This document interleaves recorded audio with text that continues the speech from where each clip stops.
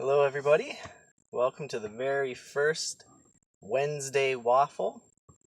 It's a segment where I waffle, dither on about whatever's on my mind at the time. You might be wondering, how is that any different from any other video I've done? Well, mostly because this one's on a Wednesday. So we've got the Wednesday Waffle. Another potential name could be the Wednesday ad nauseum.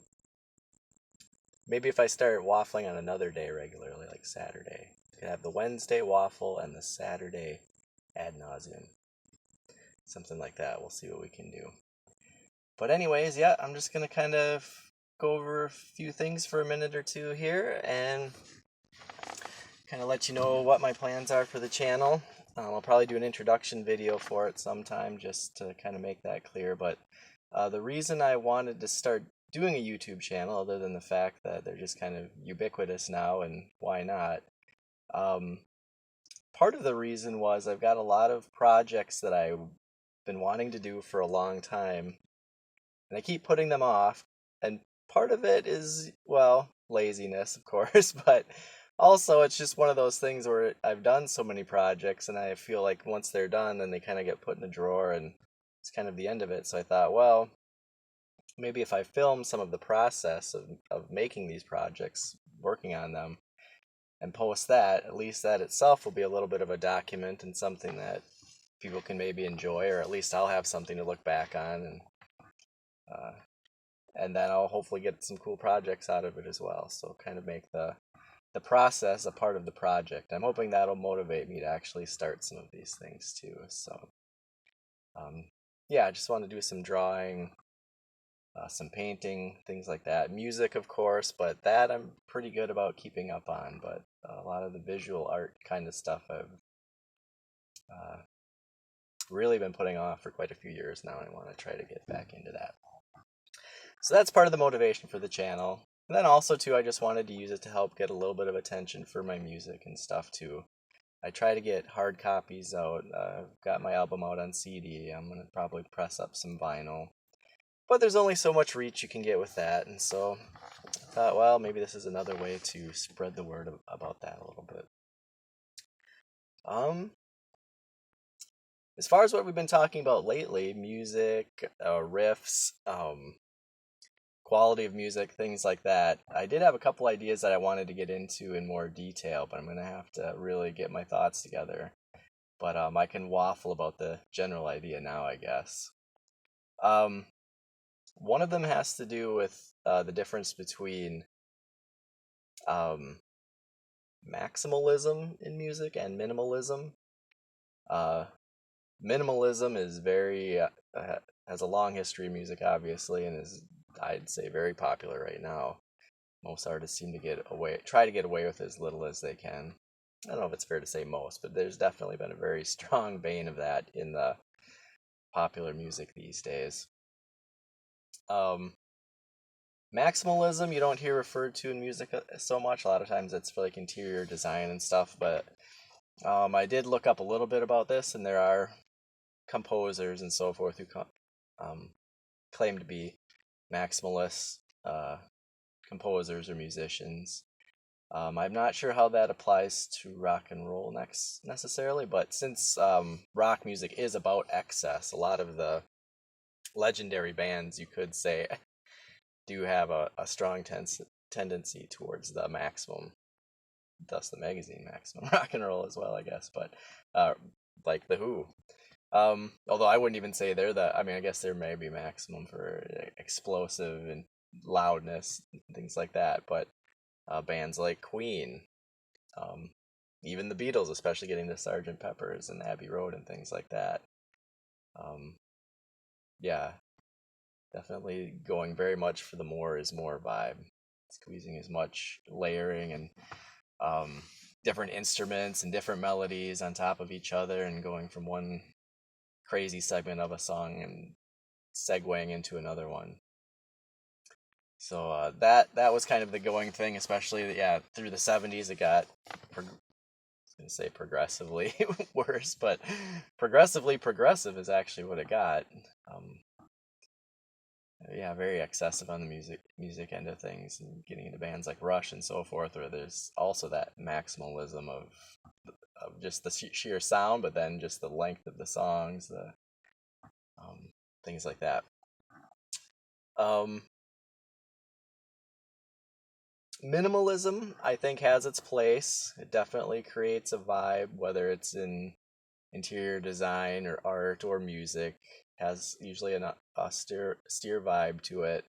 Um, Gives room for the observer to kind of um, room for their own thoughts. Um,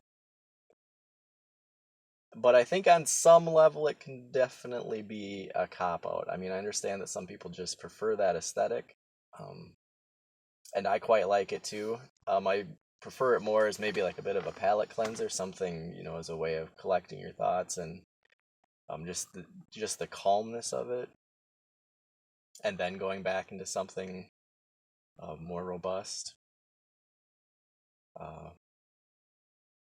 Because yeah, with minimalism, you're taking things away.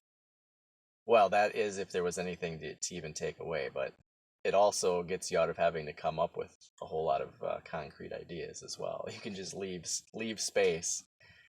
Um, and I know some people are better at it than others, and there's more ways of approaching it than just that. That's a slight oversimplification.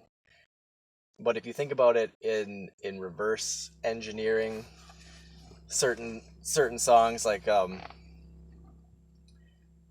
Rick Beato, he does a great, and there's other people too as well that do a great job of looking at some of these sort of pop songs that, to someone who's used to listening to, I don't know, classical music or maybe some over the top prog band or even just older classic rock and things like that, Kansas or something, it seems very like there isn't a whole lot going on in this new pop music.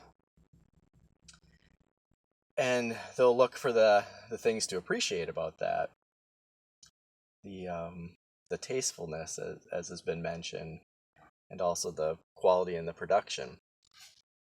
And that's all great, but what if we were to take a negative approach, which I generally prefer? Uh, Say you take a classic song, classic melody. Um, Maybe let's say I heard it through the grapevine. That has a fantastic riff to it, that rhythm, whatever you want to call it, motif that holds it together, the groove that is such a great identifier for that song. Well, if you were to take a minimalist approach to that and remove that from it, instead put in some space, maybe just have just the bass drum there, take out the lick, maybe have some keyboard washes in the background instead. Have you improved it? No, because it's an amazing idea. It's an amazing bit of music. So minimizing that doesn't help. Now, if you don't have a tune as good as I heard it through the grapevine, then your choices are maybe doing a sort of more generic groove or doing a more minimalistic thing, because you've got there's nothing to take away because you have nothing. But that's what makes the greats the greats. They actually have something. They have something to offer. Um, Same thing with Iron Man. It comes in with that ominous bass drum groove. Okay, you've set the mood. It's very minimalist, the bass drum groove. Why not just keep that for the whole song? Or maybe put in some drone in the background. That would keep the heaviness and the ominous vibe going. The bass guitar could maybe just kind of echo that bass drum a little bit. Very simple. Still has a very doomy vibe to it. Why even bother playing the riffs? Well, just taking the riffs out, especially the main riff, but there's several top shelf riffs in that song. Does it make it better? It does not, because it's one of the greats. It's a great idea. So that's where a good idea triumphs over minimalism every time. Oh, I also wanted to kind of touch on too. This is complaining about more more modern music, which I'll never get tired of. Although this band isn't quite as modern anymore, it seems like it to me, but that's just because I'm quite old. There was a sort of maximalist drive in the early 2000s, around the turn of the millennium, in a lot of indie music like Arcade Fire. What's that one band? Does Airplane Over the Sea? Can't remember. Oh, Neutral Milk Hotel. Yeah, bands like that. There was just scads of bands who had layer after layer of instrumentation. Some of them had like 52 people in the band pretty near. All kinds of different instruments. Your glockenspiel. um, uh, yeah, electric accordion, all kinds of things. Harpsichord, cowbell. Well, I guess cowbells, but in a lot of things. But anyways, you get the idea. Um, and all these layered vocals and stuff. Well, so definitely piling things on, which does make for some interesting listening experiences because you've got a lot that you can kind of try to pick apart with your ears and so forth. Unfortunately, most of that was not in service to any great idea. It was there filling up space. It wasn't minimalist. It was definitely a lot going on, but there wasn't that great riff, that great groove, that great lick, even that great vocal melody. Some of them, like Arcade Fire with Funeral, managed to kind of get a little, if not lightning in a bottle, lightning bug in the bottle. Like you could tell they were trying to cook something up there. They were trying to alchemize alchemize the philosopher's stone. And they didn't get that, but they got some sort of weird glowing substance that kind of gave off a vibe. Like the way that album's mixed and everything comes together, it's got this weird shimmer to it that I can see how people find that a little bit hypnotizing. But ultimately, nothing much for melodies, and that's how their careers continued ever since. And it's true for most of those other types of artists as well. So once again, everything kind of comes down to the main idea. Is there an actual concrete musical idea, not just a lyrical idea? But that's nice too. A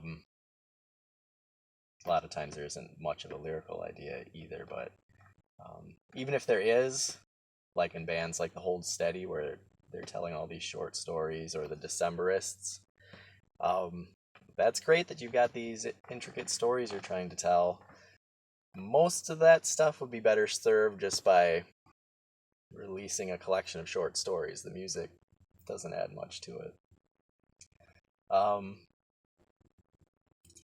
So yeah, well, I'm sure none of you will stick with me for this, but I'll be waffling on this, and hopefully tightening up some of these waffles, making some Mickey Mouse shaped waffles out of some of these ideas going forward. Hopefully I can do a better job of describing some of these things. It does get a little tricky, I found, as I try to get into the definitions of words. Then you get into the definition of the words in the definition, and it kind of gets to be this circular thing where it's like, I think we all know what we're talking about here, but I think it is nice just to get some sharper edges on a bit of that stuff. Anyways, I think that's most of my rant for tonight. I did hear kind of a coolish song on the radio before I hopped on here. It was called "Death by Rock and Roll" by Pretty Reckless, and they're one of those bands who I appreciate in spirit. They seem to be wanting to keep the spirit of rock and roll alive. Sometimes I think they're a little too on the nose with that though, but I don't know. Chuck Berry sang about rock and roll all the time, and of course he was much earlier on, so it wasn't quite as cliched by that point. Rancid sings about it all the time. I always enjoy that. So I guess that's not a deal breaker, but Um, it did have kind of a cool riff. Sort of a Guns N' Roses, a little bit more of a metal version of a Guns N' Roses style riff. Um, maybe a little bit like Slither, actually. Um, Velvet Revolver. But yeah, it was catchy and it definitely worked as far as being high energy and holding down the groove of the song. It definitely uh yeah gets your toe tapping. So that's something. And then after that, the next song that came on was "Cumbersome" by Seven Mary Three, which of course, fantastic riff. Um, and that's probably why that's their one hit song. Um, I think I have listened to their whole album, but it's probably like 20 years ago or so. But um, yeah, there's a reason certain songs stand out in people's catalogs, and it's because they've got something distinct like that to make them catch the listener's ear. I complain about how a lot of bands these days don't have anything like that, and it's not just complaining about particular bands. Even within bands, a lot of their material doesn't live up to this status, I guess you could say, the quality of their best material, and it's because of the same thing. It doesn't meet that criteria. So yeah. Anyways, that's my thoughts on that. Oh, another cool song I heard lately was "Tide Is High" by Blondie. That one's been a favorite of mine for a long time. But um, in light of what I've been talking about, just couldn't help but notice the amazing horn melody throughout that. It starts out with um, just joyous, just makes you perk up. Just has a swell to it. Then of course Debbie Harry's great vocal melody. Um, yeah, just great groove, great vibe to that whole song. It was funny too. I noticed when she was throwing in her real high pitched yelps at the end. You can hear her audibly laugh after one of them, and I hadn't ever noticed that before. So it's a nice touch. But anyways, I think that's enough waffling for this Wednesday. Have a good one.